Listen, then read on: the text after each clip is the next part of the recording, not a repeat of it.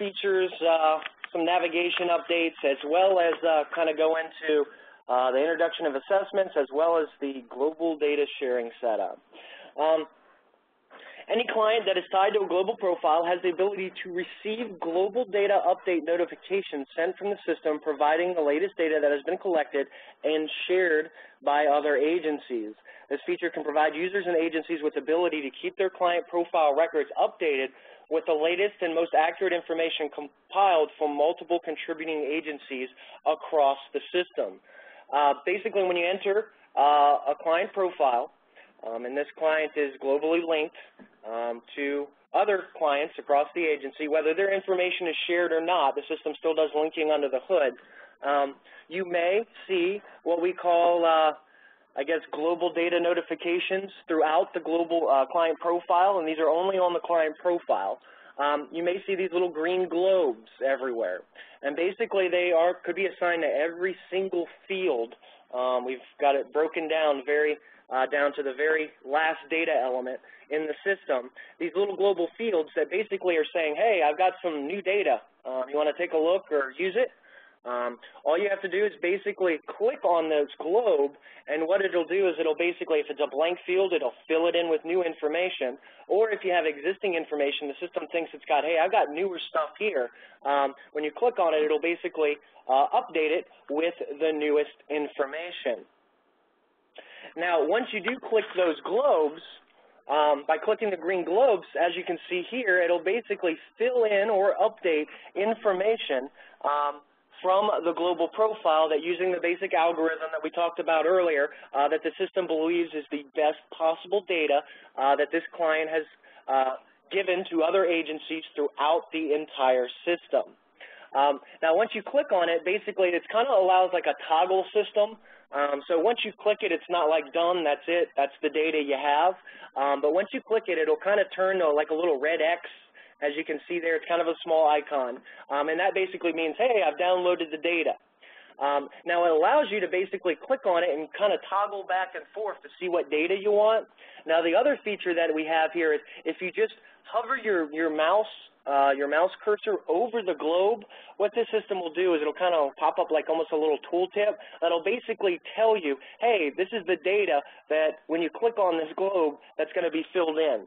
So you can kind of, instead of just blindly clicking it, you can hover over there and go, oh, well, that's the new data, and then you can almost compare it to the data on the screen if it's already filled in to decide, what do I think is the best data? Until you actually, click on the globe and actually hit a save button, that's when the system will actually add that information to your client profile. We think this is a really nice feature, another feature associated with these global profile updates, and basically another advantage of sharing data throughout the system, because when you're collecting data in your agency from the client, you could be summarily collecting data from some other agency that has seen that client as well. It's more of a community-based collection format. Now we're going to talk a little bit about some new system navigation kind of subsections, some neat little navigation that we've entered into the system. When you enter in the client profile, which is basically the first screen that you enter when you load a client, we have what we call these subsection tabs throughout the system that basically, when you click on each one, it provides different configuration information, different information about that specific client. As you see here, it's profile, assessments, data sharing. It's also a referrals waitlist tab that we'll talk about in the supplemental class. The system allows, at least within the profile and assessments, these navigation tabs. This is basically like the next button. And then there's also, when you're on the next tab, assessments that allow you to kind of navigate back and forth between these data tabs smoothly and easily. Now, within the assessments screen that we're going to actually show in a little bit, like when you click on assessments, as you'll see here, each of the individual assessments or formerly program-specific data elements has their own tab as well. And those tabs have these forward and next or next and previous buttons that basically allows for you to, enter data, hit next, enter data, hit next, and kind of move along the way. Now, within the profile and assessment screens, the system auto-saves data when using this navigation. So you can go to the profile, enter an address, hit save and next. It'll automatically save the data. Go to the next screen, you can enter data, hit next, and it kind of allows a nice, easy, smooth data entry process throughout the system. Now, also, when you're in these either top main sections or these bottom assessment sections, if you just jump to another subsection tab and select a button, the system also performs the auto-saving ability as well. Basically, it looks at it and compares, and it says, hey, has any data changed from when you went enter? If there isn't any new data, you quickly move on. If there is new data, it'll quickly save it. So we think this is pretty good feature to allow, a system of going through a client collecting all the information. Now, just a note about this auto-saving, it does save everywhere in the profile and assessments. The data sharing page does not auto-save. We felt that because this information is kind of pretty important, we wanted to make sure that any data, any configuration changes that occurred, you specifically had to hit save on that page for it to be enacted within the system. Okay, now we're going to go on to assessments. One of the large changes that have occurred is the way in which program-specific data elements are collected and maintained in the system. The data elements that include health, education, employment, income, and benefits, as well as the new domestic violence status, have been placed into the forefront of the system in a new data collection methodology collectively known as assessments. As I said before, they collect the assessments have been placed in the client profile section of the system and have been designed to work seamlessly also with program data collection requirements like enrollments, exits, annual assessments. In addition to collecting and maintaining program-based information in the system, how in the past everything was all program record-based, we kind of talked about our new intake methodology. We're moving toward the ability to collect this data outside the program and kind of move toward a client-based data collection system. And any of these information, health, income collected outside the program is referred to collectively as a general assessment. Now, the ability to collect these general assessments have the potential to create a number of new applications and include, central intake environments, referral and collaboration processes, eligibility modules, and eventual customization of assessments based on, COC, local, regional data collection needs for reporting, planning initiatives. So by moving this way in the system, we think we've opened up a large array of new features and implementations by going this way. Now, in the past, all the assessments were placed in what we call the program-specific data elements. That kind of hated program-specific data element button is gone. Now, all assessments entered into the system, past, present, future, either collected as a general one for the client or even with the program ones, and we'll kind of cover that a little more in the program section, are located within this section for each client. Now, as I said before, they're all located within the client profile section. Basically, assessment tab basically contains all 6 different what we call assessments, and within each assessment, they contain the data element groupings that make up that individual assessment. Now, we're going to go over a little bit about these general assessments. A user will be able to complete full client assessment that includes all or some of these program-specific data elements and enter that information into the system at any time and just attach it to the client. Now, please note that general assessments are not required. This is not anything that's required to be entered during client creation, and they're not required to be entered prior to program enrollments. However, they can be used to collect client data in a standalone fashion and can be used in conjunction with other system processes as explained below. The general assessments also allow for clients to be entered into the system regardless of needs and allows for the collection of this information. Say you want to you're doing central intake and you want to collect specific, employment information before you send on them a referral or add them to the wait list, you can do that. As well as if you're doing, like I said, central intakes or just collecting a person's need before you do eligibility determination to see whether he fits any of the eligibility to enter in any of your agency's programs or even any of your collaborative groups programs. So if you're entering the person into the system, but you know their needs already, and you're specifically saying, hey, I'm going to enroll this guy into the program, during programs, like when you do an enrollment and everything, the system will require the collection of some of these assessments. So we don't want you to do double entry. We don't want you to go in and fill out all the information just to get to the program and have to recollect it all again. So we just want to make sure everyone are aware that they do have special uses for these general assessments.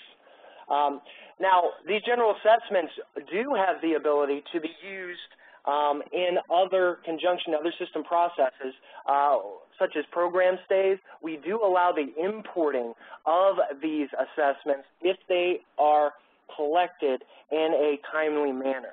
And again, we'll cover that more during the program event section of the system.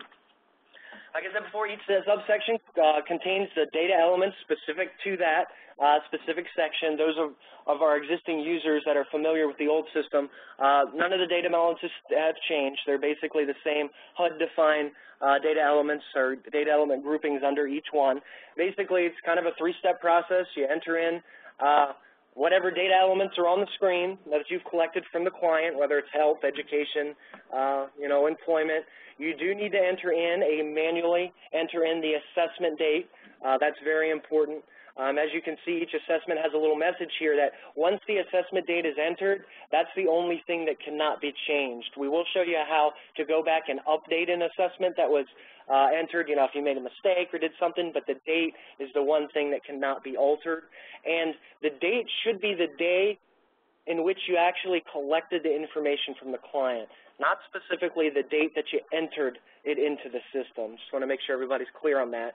Once you've entered those two steps, basically you hit save, and the system, the data's been entered and associated to the client and the system. Now, each assessment is broken up into two separate sections. The top section always contains what we call the current assessment, while the bottom section contains what we call historic assessments. Now, the current assessment is always the most recent one collected, recent set of data collected. It could be general-based. It could be program-based, based on the assessment data. It basically looks at the assessment date and says, hey, what's the latest set of data that you've collected from the client? That's the one that'll be up there. Now, the historic one, which we're going to show a little bit in the next slide, in the past, this is really good for the health, education, employment, where in the old system for our existing users, there was just one screen of data. There wasn't a lot of ability to do any kind of comparison or see any movements of services.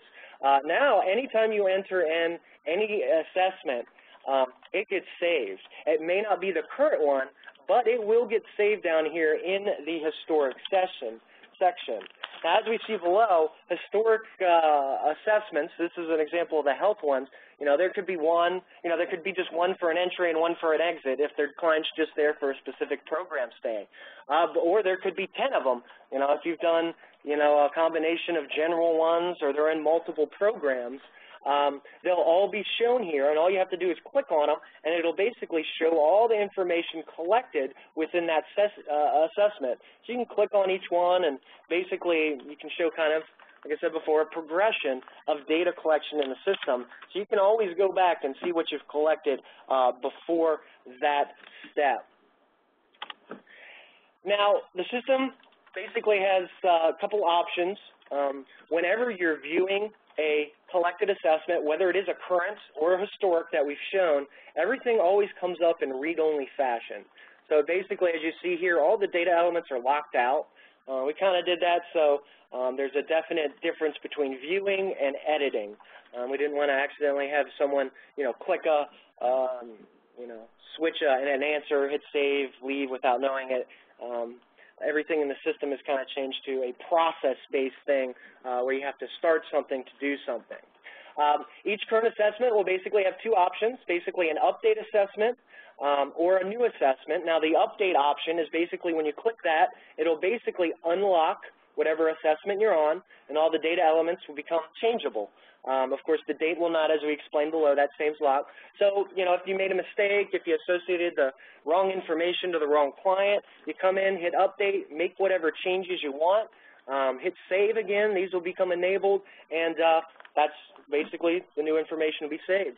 Now, if you hit new for the current assessment, it's only available in the current assessment area, the system will basically clear out the screen and basically allow you, as we showed before, to enter a brand new assessment.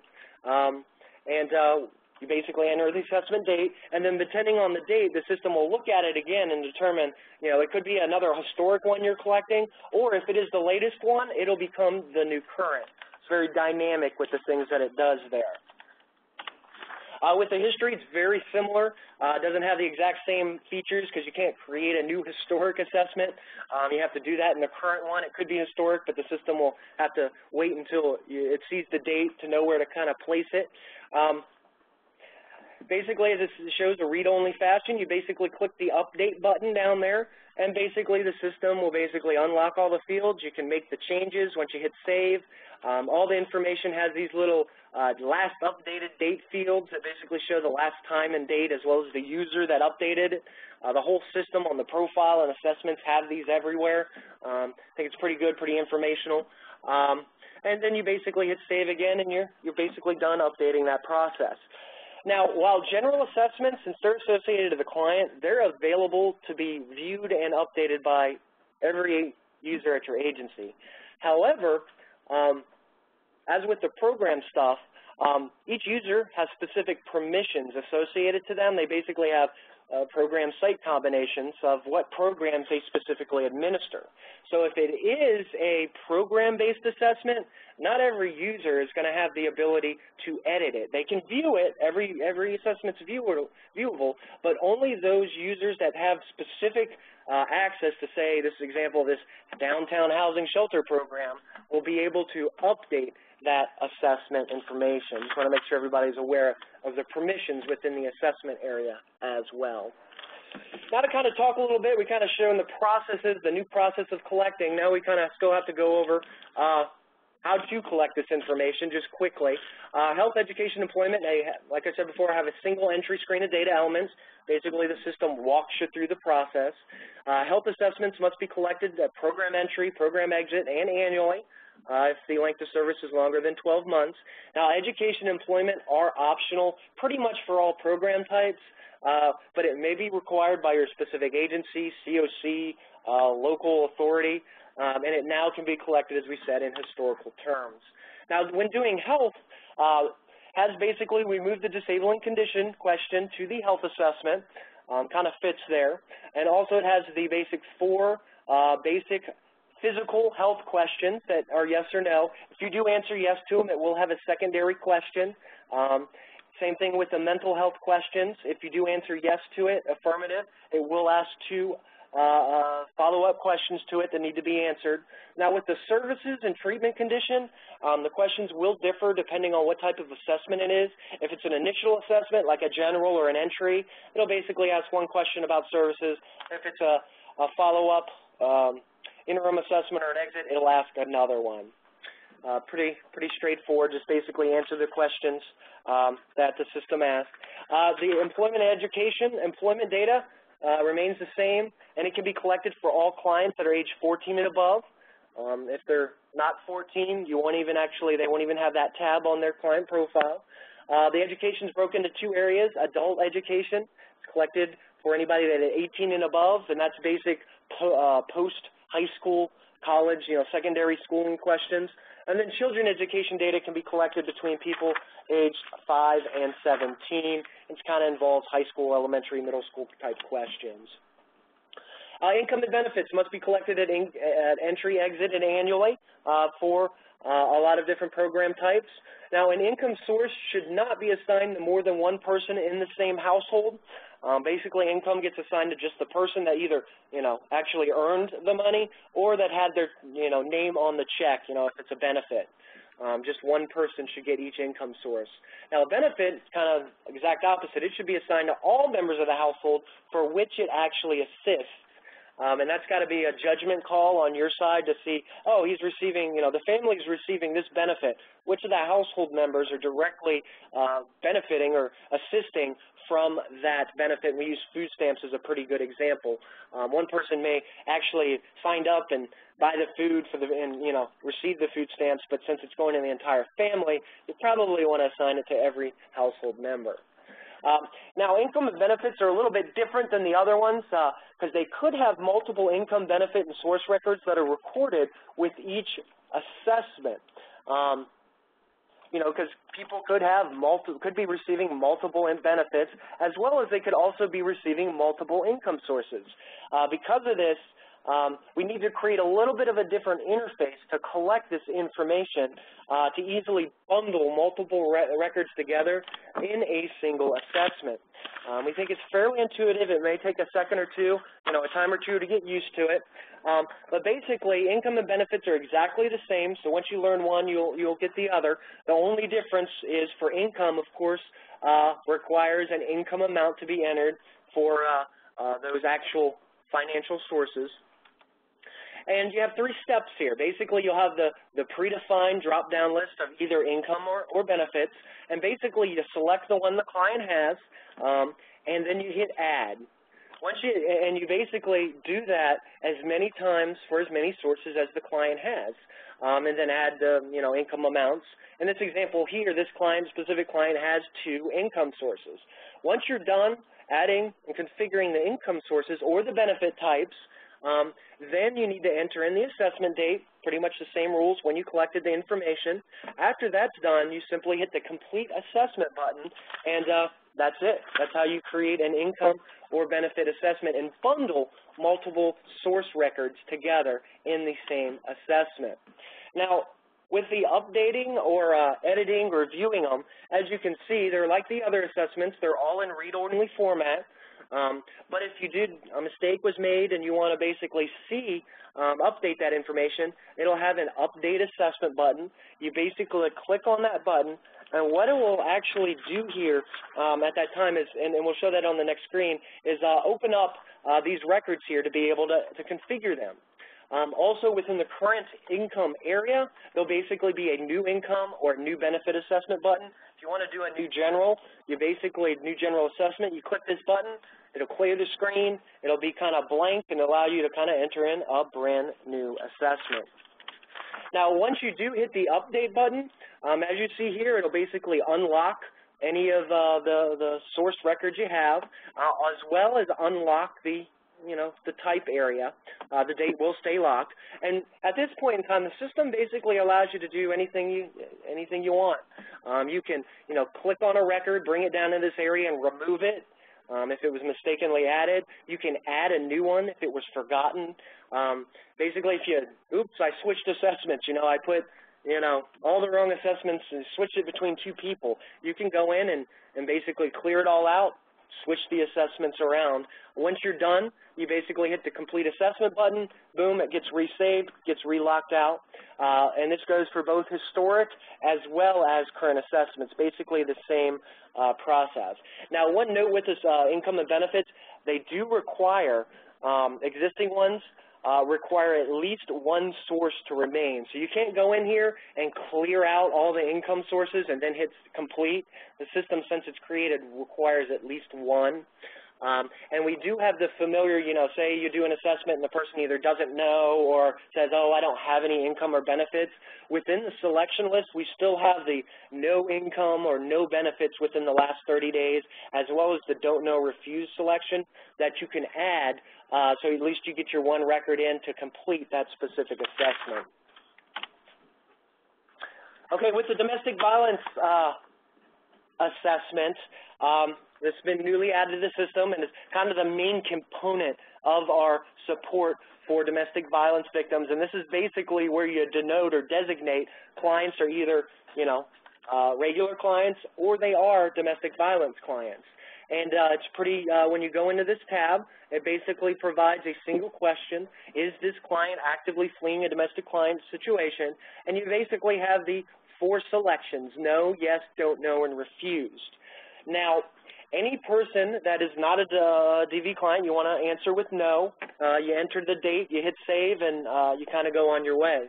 Now, for anybody that answers this question with a yes, a don't know, or refused, and saves, and it is their current assessment, the system will see that client as a victim of domestic violence and will enact the specific security protocols that we talked about, and only allows authorized users to view them. Also, we're going to talk about global data sharing up next. Even if a global data sharing policy is set and they have full sharing, or you know, they were broadcasting data out, as soon as a person's active DV status becomes either yes, don't know, or refuse, the system shuts off global data sharing and it pulls back any data that has been broadcast. Because since, you know, if we're only allowing authorized users within the agency to view them, of course we're not going to show any of their data throughout the system as well.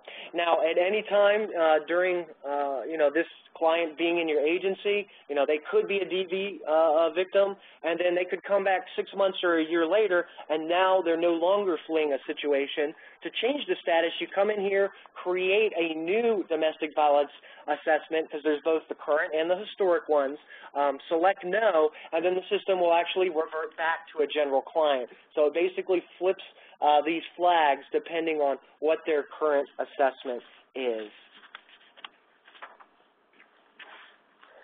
We still have data element validation throughout the whole entire system.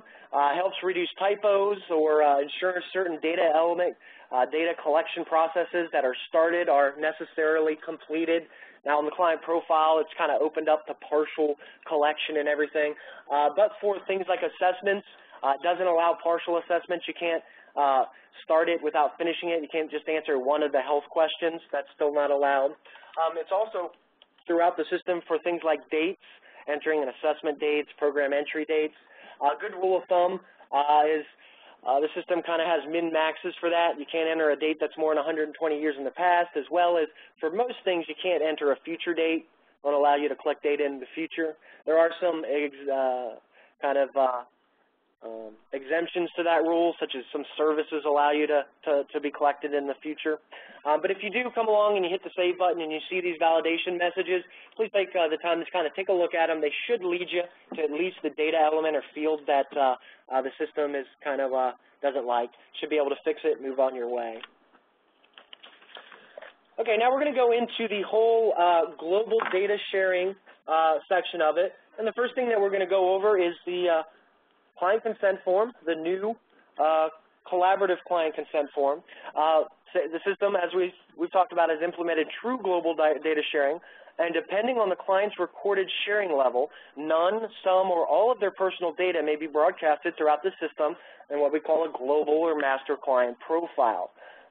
We've shown you a bunch of the different features that can be used through that, where you can look up global data profiles, you can download data elements, you know, those little notifications. There's also global data clients or global data sheets that clients may have that we're going to show you near the end of the class. Not only can this data be shared, but it can also be used and viewed, not only be shared and viewed by users, it also can be used, as we've seen. So that's why these sharing settings are very important. Now, we have released a new collaborative client consent form, been created for the new data sharing settings, and we will have it released by the system release. Should be on our website and should be available within the system as well. So that will make the old client consent forms pretty much extinct. They're going to be null and void. So once the new system comes out, not allowed to use any of those old consent forms. And it's one of those, you know, start from here. You're not going to have to go back and recollect, you know, client consent forms from anybody in the system. But any new clients that you see or any clients that want to change their sharing policy going forward, I have to use this new one. And as we said before, you know, when you collected this form and entered it in the system, it didn't mean a whole lot. It was more of a setting. Now it is for real. So you need to be very careful that whatever setting the client and the caseworker work out on the client consent form, that's the one that you mimic and mirror in the system. The collaborative client consent form must be reviewed and signed by every adult client. This is not a household form. If you got 2 adults and 2 children coming into your agency, you can't have one form for all of them. It's not a household form. Prior to enacting a global data sharing policy in the system, now it doesn't have to be collected off the bat, but once you want to share their data or they want to do a program enrollment, that's when a collaborative consent form must be done. Now we have changed up a little bit. While now every adult client needs one, we have allowed accompanying children that are there with adults in a household to be included with the adult in the household. However, they can also have their own form if you wish, and we'll talk a little bit about that in the next slide. It'll be up to the determination of the agency which direction they want to go with. Now, the client consent form only pertains to sharing client data outside your agency. It's basically the global updates, the global broadcasts. Permission to enter data into the system is implied and requires no written or verbal consent. So even if a client, refuses to share their data outside your agency, you still have the right, based on your own privacy notices and privacy policies, to put that data into the system and use it within your own agency. This is a kind of a screenshot of what the new client consent form looks like. This is only the second page. The first page contains a whole bunch of language and information and stipulations that should definitely be carefully reviewed, and every caseworker or case manager and intake worker should take a look at that, be familiar with that. It's what's going to be explained to each client that signs it. There are 3 specific settings that they can select. The first one's I agree to allow sharing of my information. That's what we call full sharing within the system. The second one's I agree to allow sharing of my information but wish to limit sharing of certain data elements. The system allows the mixing and matching of sharing certain and not sharing other data elements in the system. That's what we refer to as customized sharing. When doing this, we also have a supplemental form that basically has all the data and elements that can groups and elements that can be shared or not shared. That should be filled out and sat down with the client so you can know what their settings are. The last one is the I do not agree to allow any sharing of my information outside the agency, and that's our none or no data client data sharing. As we said before, every adult client, not household, is required to sign, select a sharing level and sign it.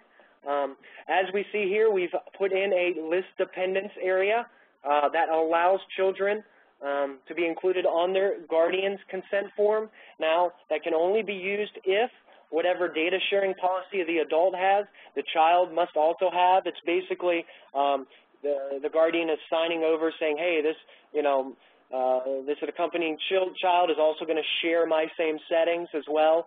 If they are going to have different settings, then they do need a specific consent form to be signed and updated. And also, since they're usually children, the guardian will probably have to be involved with their signature as well. Both the agency name, you need to put down the name of the agency that this person is visiting and going to have their data shared within, as well as the agency personnel needs to sign that. Now we're going to show basically where you record these data sharing policies within the system. We basically created a data sharing page within each client profile. Needs to be filled out basically to enact data sharing that very closely mimics that collaborative consent form, and that's why that new consent form must be used. When going into this tab, it basically allows for the 3 different sharing settings as we talked about, the full data, the custom data, and the no data sharing forms. Basically, depending on each one, it allows a little bit different flexibility for what can be selected below. Now, this is a continuation. Here's the top of the screen. Directly below it, as we're going to show now, basically shows all the data elements in the system that can be shared or not shared. We've basically spent a whole lot of time breaking up the system into individual data elements to allow them all to be shared or unshared individually. All the ones listed on the left-hand side contains all client profile-based information, like the client information, contacts, physical information, and additional sections. Basically, they mimic all the data elements within the client profile. These are all related to the actual global profile. Any of the information shared here will be uploaded, and broadcast out using the profile that we showed you in the data updates and the global data sheet and everything. Now, these on the right-hand side are what are the assessments. Now, these are all the assessment data elements that can be shared or not shared, and these aren't actually specifically shared through any global updates, but any assessment that's collected during a program stay could be, depending on its sharing settings, broadcasted out through our new global data sheet. So basically, each different column and different data element set provides a different function of sharing within the system. So now we're going to go through each specific sharing setting quickly and kind of show you the different features involved with each one of them. The first one is full data sharing. You basically click the bubble here, and as you'll see, basically all the sharing elements will be shared by default. And basically all you have to do is hit save at the bottom of the screen, and basically that means all profile-based as well as assessment-based information will be turned on for that specific client. Now, the system does allow for the partially unsharing of data elements, even though the full data sharing section, data element sharing policy has been enacted. And one of the reasons we do that, because you think, well, why, if they're sharing some and not sharing others, why don't they just select custom? Well, the main reason we allow that in there is maybe the client did select full sharing, but later down the road, either the caseworker maybe decided, well, I'm not sure it's at the client's best interest to share this specific data set.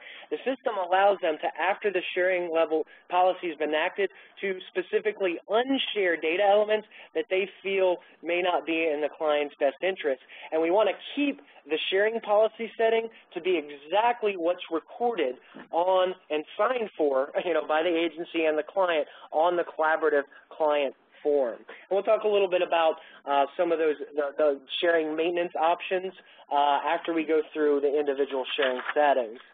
Then there's the custom data sharing setting. Basically, it's the second bubble. And what it'll basically do is it does turn on all sharing for all elements. So basically, based on the supplemental form that the caseworker, the case manager, and the client have worked out, you'll need to go through and specifically uncheck each data element they don't want to share. As you can see here, basically, if the element is checked, that means it's shared throughout the system. If it's unchecked, it's not shared. And this provides a ton of flexibility in the different information that they want to share from both a profile and an assessment base. As you can see here, this specific client wants to share their name and their alias name, but not their date of birth, place of birth, or social security number. Now, conversely, with their health information, they want to share their disabling condition and developmental disability, but they do not want to share any information collected about their physical disability, chronic health condition, or their HIV status. So as you can see, it does definitely provides a ton of flexibility within the system.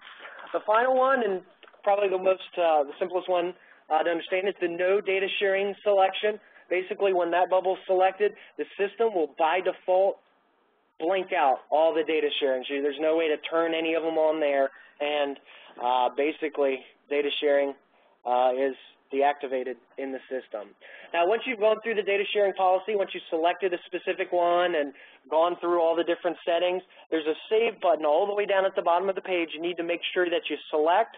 Once you've selected that, it'll basically enact it, create a new data sharing agreement for that client that basically, per the rules of the collaborative consent form, any data sharing policy that's enacted will remain that way. There's no real expiration date on it until such time that the client wants to change it, and they can revoke that status by coming back into the agency, completing a new client consent form, and then the user will have to go back into the system and reapply that, and we'll show you the setting to do that at the end of this section.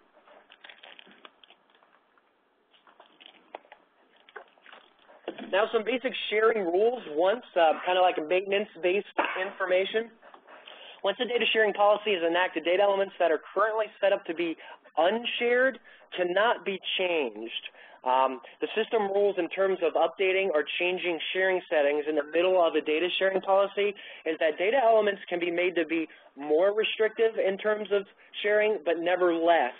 What we basically mean, if there's a data element that's currently shared, it can be turned off to be unshared, like unbroadcasted, but it can't go the other way. You can't have one that's unshared from the client consent form and make it shared. We definitely think that's in the best interest of both the agency and the client for that. Now, when making large-scale sharing changes, you know, if the client comes back and says, hey, I want to, you know, reshare this or unshare that, we definitely require a new client consent form to be filled out, as well as a new global data sharing policy be enacted, as well as if you have individual items that aren't shared that you want to make shared, basically make them less restrictive. Those also call for a brand new global data sharing policy, as well as a new client consent form from the client and the agency to be enacted. Now, along with being able to basically review the data sharing page or your hard copy files in the system at your agency to see what their sharing settings are, the system has little visual representations of each data element that's shared or not within the system once a data policy has been enacted. As you can see here, we kind of use these little locks, kind of little padlock icons throughout the system to give kind of visual representation. Any padlock that has this little unlocked here, as you can see here, it's kind of swung open. Those are data elements that are currently shared by the client. Any padlock that's closed, as you see here, are basically not shared. Nice, quick, easy method to kind of view the profile as well as the assessments area to see what's shared or not. Now, as we talked about with the sharing maintenance, the system does allow individual items to be set to more restrictive. Any item that's currently shared can be turned off.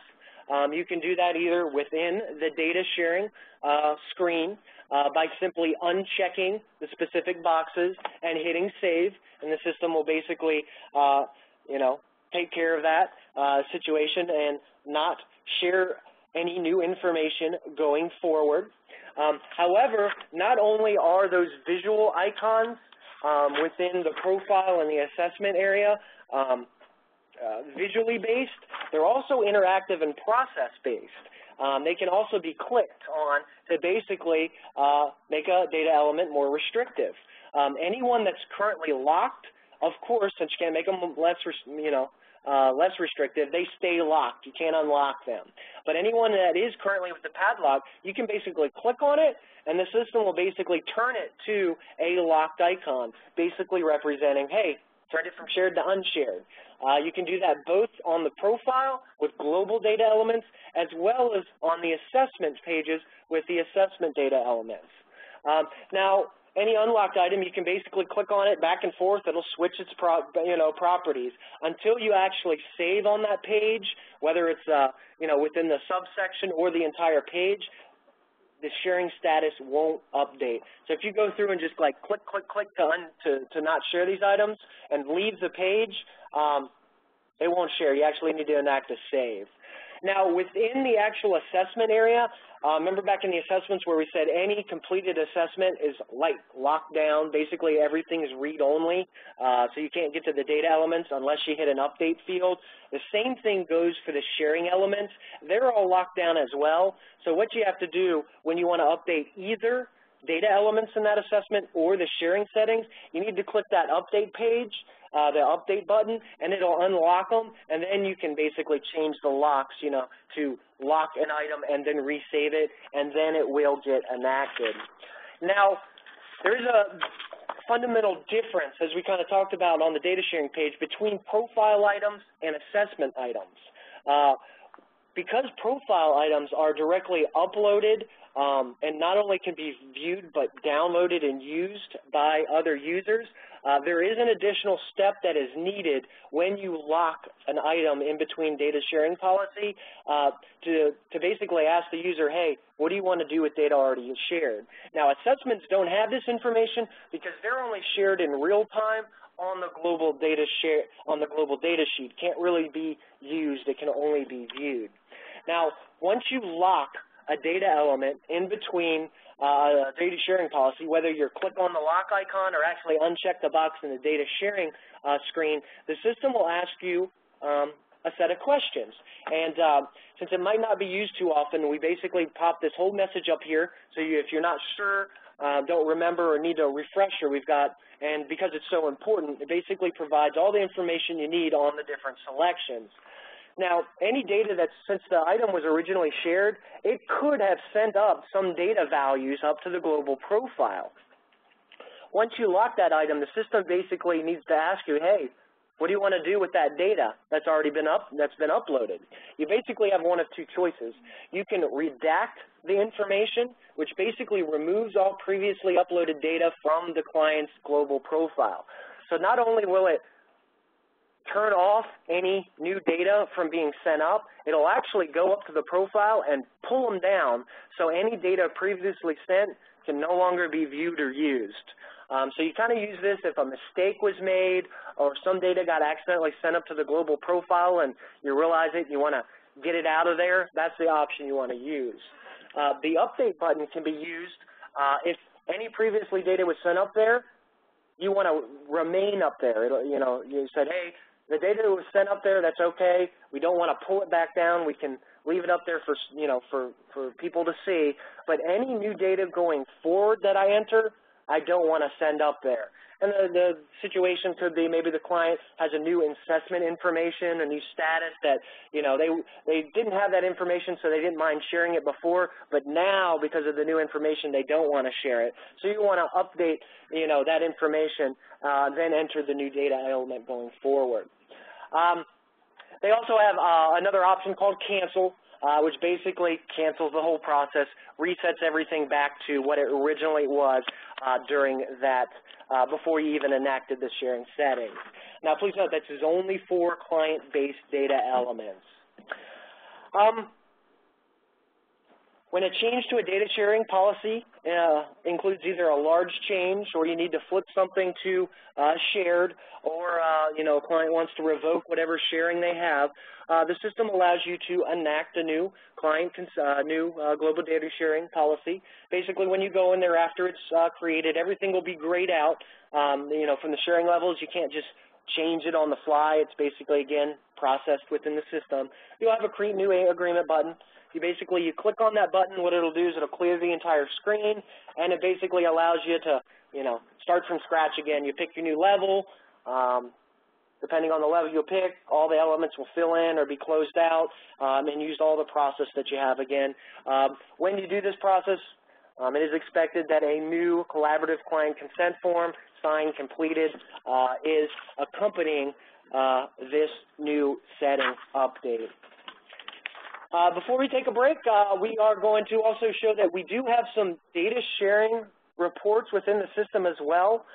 They include two flavors, basically a data sharing report and a data usage report. They basically show a little bit different information. Because of the importance of actually sharing this information, we've put a lot of work into collecting almost every single tidbit of data that's shared, when it was shared, who it was shared by, when it was used, who downloaded it, who looked at it. Basically, so any situation we can always track back almost on a per client, per data element basis for agencies as well as users. If they request, hey, I'd like to see, where my data's gone, these are available. Now, the data sharing report basically shows all the information that has been shared, that has been marked as shared during this data sharing policy, as well as all the elements that have gone up, the values. So if they shared, date of birth, it shows also the specific value that's gone out, and it could be one value or, multiple values depending on how many updates that have occurred. Now, the data usage report basically shows of those data elements that have been uploaded, how many of them have actually been used. And there's two ways basically they can be used. It's, as we showed before, the global data profile import. If a client another agency imports that data or actually uses those individual data updates notifications, you know, the little globe updates, if they click on them and use that data, that also gets recorded in this report. And it shows the data element that was used, the agency it was used at, as well as the client and the user from the other agency that it was downloaded into and downloaded. It's pretty elaborate bunch of information that you can use just for your informational purposes, and also can be used if, you know, a data element was accidentally sent up to the global profile and you redact it. You can go and look and see if anybody else has accidentally grabbed it and used it, so you may be able to contact them and see if you can work out the problem to make sure that this information is secured within your agency. Now, just to note that every time a new data sharing policy is set, the system basically records all those upload and downloads in a data sharing, what we call agreement. Now, if your client only has one data sharing policy, you'll only have one agreement, and each report is based on that specific agreement. So if you've reset, you know, if you had 3 data sharing policies, all the uploads and downloads will be based on or within each of those 3 sharing settings. So when you click on this report link, it'll basically load a new screen. You select which agreement or policy you want to look at, and then the system will basically prop out a report for you that's in a pretty decent format, pretty professional format that you can use for your own records or even provide to clients.